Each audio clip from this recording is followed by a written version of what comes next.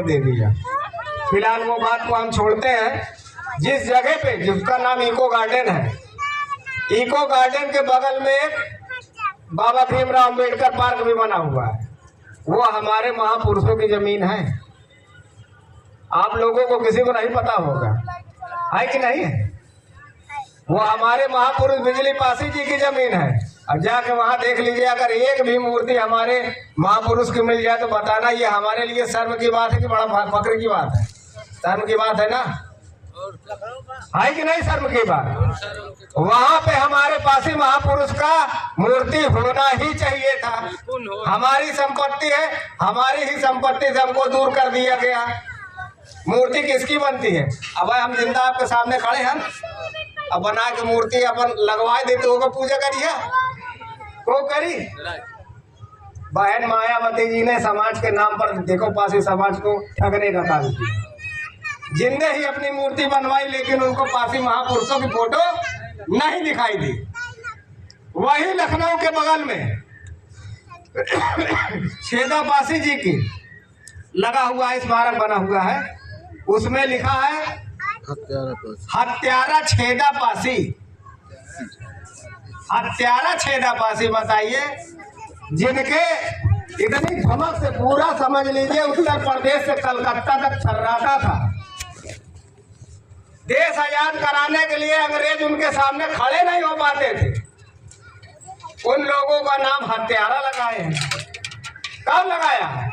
जो पासी समाज को गुमराह करना चाहता है, जाग जाइए, आप लोगों की आंखें बंद हैं। जागिए, अपने अस्तित्व की लड़ाई अब लड़ने का समय आ गया है। हम लोग गांव गांव में जा रहे हैं केवल पासी समाज को जागरूक करने के लिए कि पहचानो, ये तुम्हारे महाराजा हैं। तुम कौनो अछूत पछूत नहीं हो जो अछूत का आप लोगों को ऊपर ठीकरा डाले रहते हैं। अरे आप बताओ, हमारे राजा महाराजा थे, उनके हम बच्चे हैं, अछूत हो जाओ? संभव है?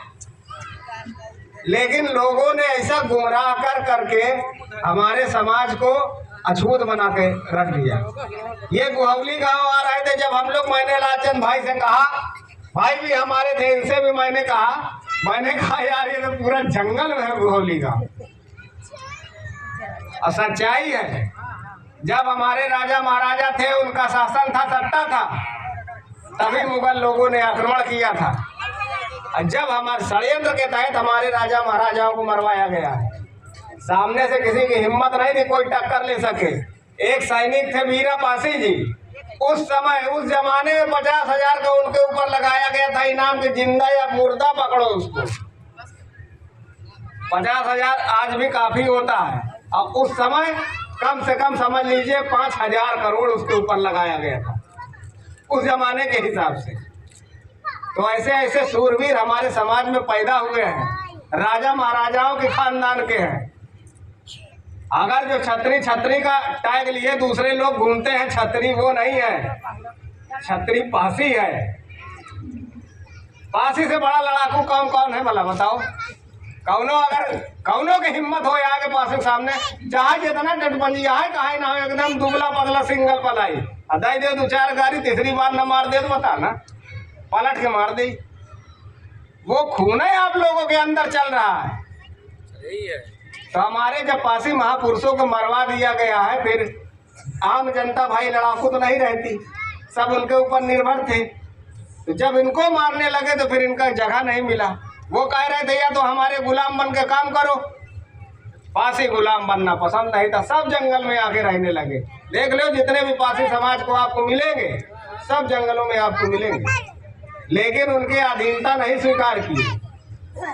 ये हमारे बुजुर्ग लोग धीरे धीरे बताए नहीं, भूलते चले गए, लेकिन इतिहास में ढूंढा जा रहा है।